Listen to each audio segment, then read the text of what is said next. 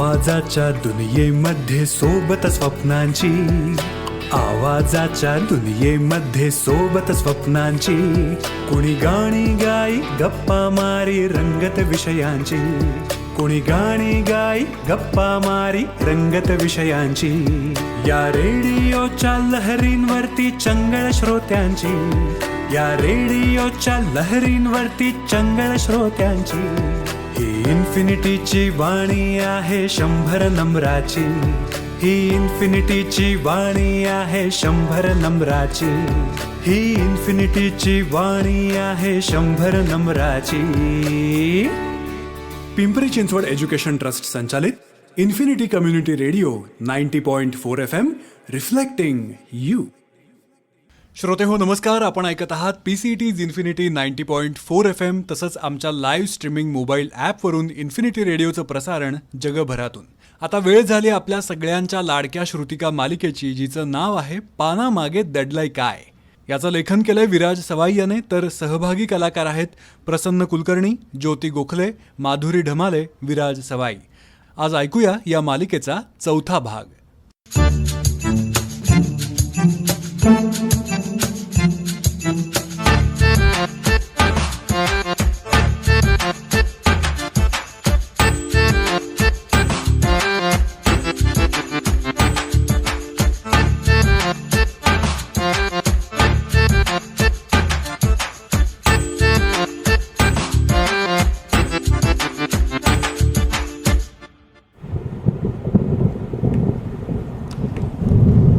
मावशी सर, ऐकू येत आहे का? काय रे, पाऊस येणार आहे असं वाटतंय. काय सांगतोस? हो, बाहेर केवढं अंधारून आलंय. हो रे, इन्व्हर्टरही संपत आलाय. अरे यार, बॅटरी लाल झालीये लाल. बाप रे. माझं डिझाईन सेव्ह व्हायच्या आधीच सगळं बंद होईल. अरे सृजन, मगाशी लाईट गेल्यावर तुला सांगितलं होतं ना की फक्त कम्प्युटर चालू ठेव म्हणून. अरे तू पंखा बंद कर ना आधी. हो करतो. मग आता ओरडून काय उपयोग आहे. ललिताताई, ही लाईट नेमकी दुपारीच का जाते ना काही कळत नाही. आणि राजाध्यक्ष सरांच्या मुलाखतीचं प्रूफ फायनल करायचं राहिलंय अजून. विश्वास. अरे चिडून वीज काही येणार नाहीये ना. ते आहे. अरे पावसाचा काही भरोसा राहिलाय का? गेल्या वर्षी आठवतंय ना, एप्रिल मध्येच पावसाळा हो. सुरू झाला होता. गेलं अरे सगळं यार, काळं झालं. अरे बा, माझा मोबाईल सुद्धा चार्जिंगला लावला होता, तो फक्त 12% थांबलाय. झालं. 4 वाजता त्या नव्या सदराच्या लेखकांबरोबर झूम मीटिंग ठरली आहे. काहीच कळत नाहीये मला. आता काय करायचं आपण? अरे काय करायचं आता काही करायचं नाही, हात बांधून बसून राहायचं. हो, दुसरं काय? ललिताताई, अहो त्या इन्व्हर्टर वाऱ्याला किती वेळा फोन केला मी की बॅटरी बदलायला ये म्हणून. मग? आता या अंधारात आणि उकड्यात कसं काय काम होणार आहे. ही मे महिन्याची दुपार आणि ही वीज गेलेली, डोकं नुसतं भणाणून गेलंय माझं. वा, किती सुंदर शांतता पसरली ऑफिस मध्ये. सर चिडू नका ना. काय मुक्ता, हो ऐका तर बघा, म्हणजे पंख्याचा आणि कम्प्युटरचा आवाज थांबल्यावर आता बाहेरच्या झाडावरचा साळुंक्यांचा आवाज किती स्पष्ट ऐकू येतोय. मुक्ता काय बघ ना, तुला हे सगळं असं नेहमी रोमॅन्टिक कसं काय वाटतं ग मुक्ता. अगं इथे आपली डेडलाईन डोक्यावर आहे, घाम फुटायची पाळी आली आहे आणि तुला साळुंक्यांचे आवाज ऐकू येतात. अहो सर, घाम फुटलाय कारण आपण AC आणि पंख्याच्या सवयीचे झालो आहोत ना, म्हणून. तुम्ही थोडा वेळ या खिडकीपाशी येऊन उभे राहा बरं. छान वारा येतोय. सृजन, तू तर असा बसलायस की जसं काही तुझाच इलेक्ट्रिक सप्लाय बंद झालाय. मॅडम, माझ्यासाठी इंटरनेट आणि फुल्ली चार्ज बॅटरी हा ऑक्सिजन आहे. अरे आता या अंधाऱ्या ऑफिस मध्ये आपण एकमेकांच्या काय तोंडाकडे बघत बसायचंय मग का? काय तर. काय रे, काय हरकत आहे रे सृजन? दिवसभर आपण फक्त स्क्रीन कडेच बघत असतो ना. आणि विश्वास तू रे, तू कशाला एवढी चिडचिड करतोय? मग काय. अरे आपल्या लहानपणी कुठे रे होते इन्व्हर्टर वगैरे? तेव्हा तर तासन तास वीज नसायची, हो की तास? हो मग काय. अहो पण तेव्हाचे दिवस वेगळे होते ललिताताई. आता इलेक्ट्रिसिटी वाचून कोणाचं काही फारसं आडत नसायचं ना तेव्हा. पण 1 मिनिट आता वीज गेली की वाटतं संपूर्ण आयुष्य थांबलंय का काय. पण हे थांबणं वाईट आहे का सर? नाही, वाईट नाहीये, पण तरी. अहो पण निसर्गानेच आपल्याला हा सक्तीचा ब्रेक दिलाय असं समजूया ना आपण. एक काम करूया आता कोणीही कामाचं बोलायचं नाही. बघा. अहो सर बघा, या खिडकीतून येणारा उन्हाचा कवळसा बरोबर तुमच्या टेबलावरच्या काचेखालच्या हिरव्या कॅनव्हासवर आणि त्या लेदर बॅग पुस्तकावर किती छान पडलाय हो. खरंच ग.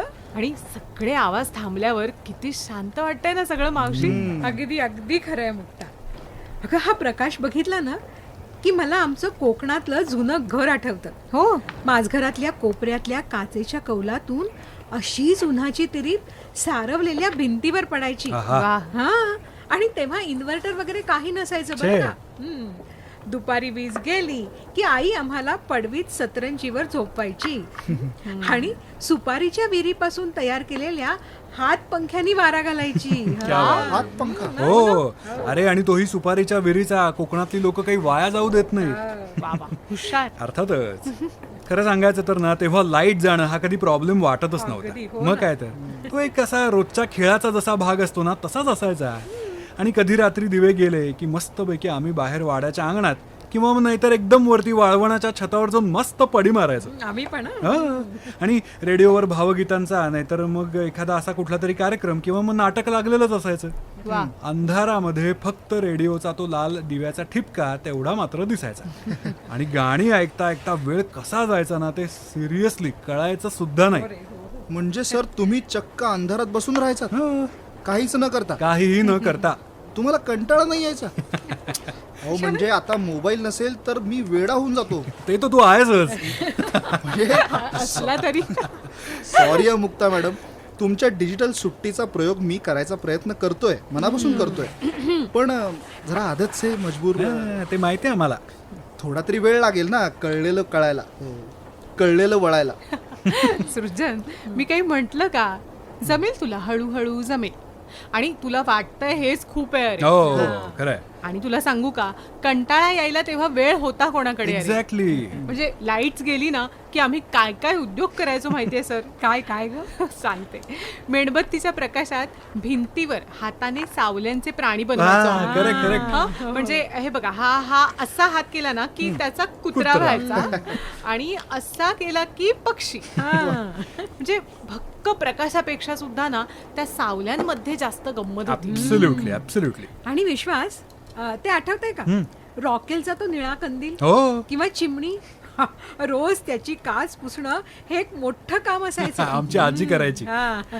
आणि त्या मिणमिणत्या प्रकाशात आम्ही अभ्यास करायचो बरं का. बरं. सृजन.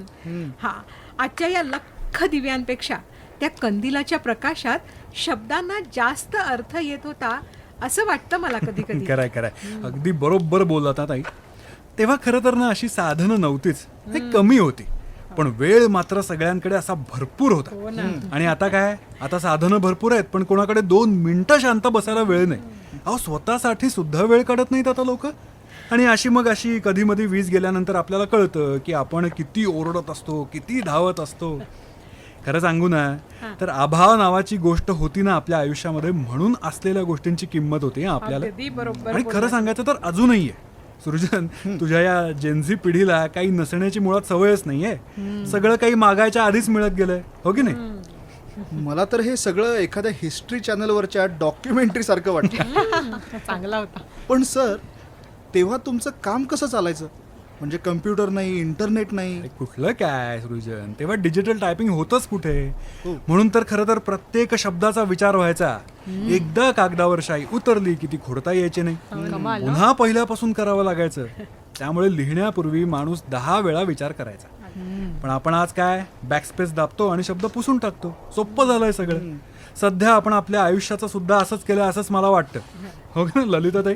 हो ना. अगदी अशा खरंय. काळात मी 12 तास शिफ्ट केली असती. पण ना पूर्वीचा तो अंधार आपल्याला विचार करायला शिकवायचा. एक्झॅक्टली. आणि आत्ताचा हा प्रकाश आपल्याला फक्त धावायला लावतो. क्षणात सिलेक्ट ऑल डिलीट आणि पुढच्या क्षणी कंट्रोल शिफ्ट न्यू की पुन्हा धावाधाव सुरू. धाव सुरू. खरंय. सर मगाशी मी इतकी चिडचिड करत होतो, पण आता जाणवतंय की आपला हा हिरवागार झाडांची सावली असलेला हा रस्ता आणि बाहेरचं जग किती शांत आहे. आपण ऑफिसमध्ये त्या मशीन्सच्या आवाजात हे विसरलोच होतो की बाहेर इतकी झाडं, इतकी पक्षी आहेत. सृजन, आपण फक्त निसर्गालाच नाही तर स्वतःलाही विसरलो. म्हणजे विचार कर ना, ही वीज आता गेली नसती तर आपण अजूनही त्या लॅपटॉपच्या स्क्रीन मध्ये डोकं खुपसून बसलो असतो ना. हो ना ग मुक्ता. आणि एकमेकांशी फक्त कामाचंच बोललो असतो. पण स्वतःतच कधी काळी कोंडलेल्या स्वतःशी बोललो असतो आपण इतका वेळ. अगदी बरोबर मुक्ता. आपण ना कनेक्टेड राहण्याच्या नादात खऱ्या अर्थाने डिस्कनेक्ट झालो आहोत आणि हे कळतंय आपल्याला. पण सृजन, मगाशी तू म्हणालास हा. ना तसं वळायला वेळ लागतो. आणि तो द्यावाच लागतो, खरंय. विश्वास, हम्म. तू म्हणालास ना की तुझं डोकं भणभणलंय. हो. का? का? कारण तुझी कामाची गती अचानक थांबली आणि आता ना आपल्याला थांबण्याची सवयच उरली नाहीये. खरंय ललिताताई. खरं तर ना मी लिहिताना नेहमी शब्द आणि अर्थ यांच्यातला वेग आणि आवेग शोधत असतो. पण आता विचार करताना कळतंय की सगळ्यात जास्त अर्थ हा त्या 2 शब्दांमधल्या विरामामध्ये असतो. अरे संगीतात नाही का 2 सुरांमधली जी शांतता असते ती गाण्याला खरा अर्थ देत असते, नाही का? आपण ना आपल्या आयुष्यातले सगळे पॉझेसच काढून टाकलेले आहेत. काय रसिक होत आपण. विश्वास, मग हा आलेला ब्रेक आपण तितक्या सहजतेने स्वीकारू का शकत नाही रे? हा? आता आपण इतकी अस्वस्थ का होतो?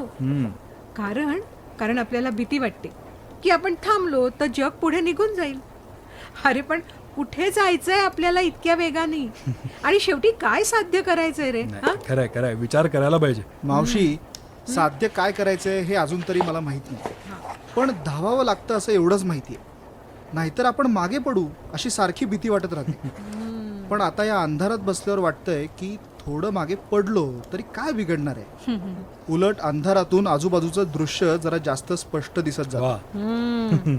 हे जे करावं लागतं, धावावं लागतं, मधलं लागतंय ना, इथेच थांबून विचार करण्याची गरज आहे. अगदी मला तर ना बऱ्याचदा असं एक चित्र डोळ्यासमोर येतं. म्हणजे थोडंसं वियर्ड आहे, पण ना असं एक इमॅजिन होतं की आपण एका युद्धाचा भाग आहोत आणि रणांगणावर निघालेलो आहोत. आणि मी त्या प्रचंड माणसांच्या समूहात आघाडीवर नाहीये, तर त्यांच्यापासून बराच मागे आणि जमिनीपासून थोडासा असा उंचावर CCTV कॅमेऱ्यासारखा, जिथून मला अशी समोरची माणसं कुठल्या दिशेला चालली आहेत आणि आपण कुठे जायला हवंय आणि पुढे काय नेमकं करायला हवंय याचा अचूक अंदाज घेता येतोय. तेव्हा ना मला या एकाच दिशेनं धावत सुटलेल्या माणसाच्या कळपांचा आपण भाग नाही आहोत याचं फार फार समाधान वाटतं ललिताताई. पुढच्याच ठेस मागचा शहाणा ही म्हण आहे की नाही, ही मला बरोबर इथे लागू पडते. विश्वास, खरं सांगू का, यालाच ठहराव किंवा संयम आणि विवेक असं म्हणतात. अगदी. आयुष्यात जेव्हा अचानक एखादं संकट येतं ना, तेव्हा तो निसर्गाचा आपल्याला दिलेला संकेत असतो. खरं. निसर्ग सांगतो जरा थांबा, श्वास घ्या आणि बघा तुम्ही कुठे चालला आहात. सकारात्मक दृष्टिकोनाने पाहिलं ना तर हा वेळ आपल्याला स्वतःला ओळखण्यासाठी दिलेला असतो. एरवी या अफाट धावण्यातून माणसं समोरच्या माणसाला मागं टाकण्याच्या नादात इतकी भरकटतात की परतून मागे येण्यासाठी रस्ताच सापडत नाही आणि मग ती अर्थहीन भटकत राहतात आयुष्यभर. Very true. ललिता मावशी, सर, आज मला एक लेखिका म्हणून नाही तर एक माणूस म्हणून विचार करायला भाग पाडलं या चर्चेने. म्हणजे मला नेहमी असं वाटायचं की अंक वेळेवर जाणं हेच सर्वात महत्वाचं आहे. पण आपण जे अंकात लिहितोय किंवा जे मांडू पाहतोय त्या विचारांसारखं आपण स्वतः जगतोय का हे तपासून बघणं जास्त महत्वाचं आहे. नक्कीच. ललिताताई म्हणाल्या तसं आयुष्याला थोडा ठहराव असणं फार आवश्यक आहे. आता आपल्या ऑफिसमधला पंखा बंद आहे, AC बंद आहे, पण तू म्हणतेस तसं वाऱ्याची झुळूक मात्र खिडकीतून येते ना. हो ना. काम थोड्या वेळासाठी थांबलंय हे खरं आहे, पण विचारांना गती मिळून संवाद मात्र सुरू झालेला आहे. खरंय सर. मला वाटतंय की ही इलेक्ट्रिसिटी अजून थोडा वेळ आलीच नाही तर बरं होईल. म्हणजे किमान या गप्पा तरी पूर्ण होतील. खरंय. सर, खरं सांगू का, काय रे? आता मला ना या सिच्युएशनची सवय व्हायला लागली. म्हणजे मोबाईलची बॅटरी 10% आहे, पण माझं टेन्शन मात्र 0% आलंय. सृजन, बघितलंस ना, मगाशी तू जो रेस्टलेस झाला होतास तोच आता तू एकदम शांत दिसतोयस. काय विश्वास सर तर बघा सर तुम्ही चक्क डोळे मिटून खुर्चीत शांत बसलात. अहो सर झोपलात की काय? चे ग झोपतोय कुठला? त्या दोन सुरांमधली शांतता अनुभवता येते का ते बघतो. क्या बात. म्हणजे या सक्तीच्या ब्रेकमुळे ना सगळ्यांना एकाच वेळी ब्रेक थ्रू मिळालाय असं वाटतंय मला. वा वा वा. ढग आले आणि गेले सुद्धा. तसं आपल्या मनावरचं सुद्धा मळब दूर झालंय.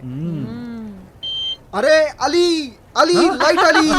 लाईट आली. चला वा. चला चला निसर्गाची सुट्टी संपली तर. संपली. चला पुन्हा एकदा या यांत्रिक कोलाहलात तुमचं स्वागत आहे. वा वा वा वा. लाईट आली आणि त्यासोबत कामाचा डोंगर सुद्धा समोर दिसायला लागलाय. चला सृजनराव, हो. मोबाईल चार्जिंगला लावा आणि फाईल उघडा. हो. काय हो सर इतक्या लवकर? अगं अजून 5 मिनिटं तरी शांतता हवी होती. मॅडम 5 मिनिटात काय होतंय? आता तर माझं डोकं एवढं सुपरफास्ट चालणार आहे ना. हो का? पण सर एक गोष्ट सांगू का? काय रे?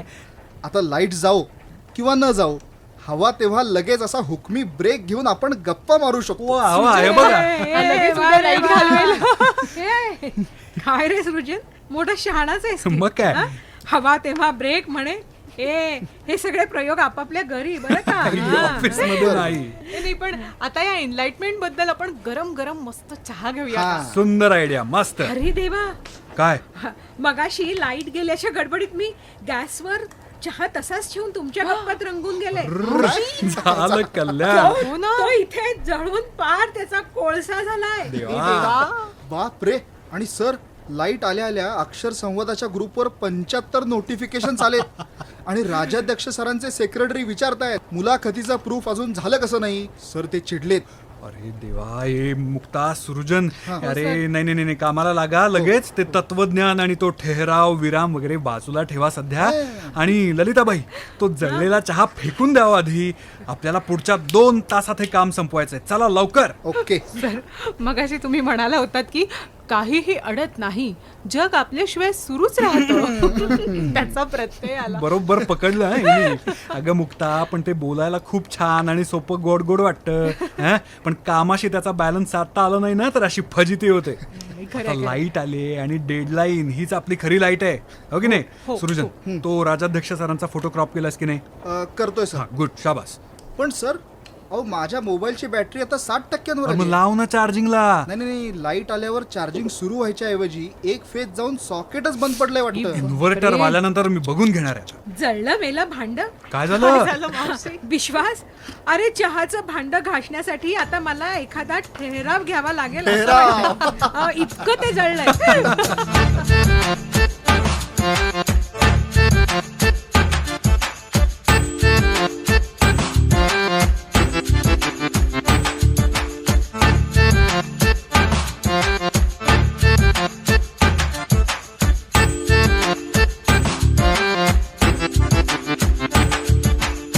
पानामागे दडलंय काय या मालिकेचा आजचा हा 4था भाग आपण ऐकलात. हा भाग तुम्हाला कसा वाटला याविषयी आम्हाला लिहून नक्की कळवा. आम्ही तुमच्या प्रतिक्रियांची वाट पाहत आहोतच. आणि ऐकत रहा PCT's इन्फिनिटी 90.4 FM वर सुरू असलेली ही मालिका पानामागे दडलंय काय.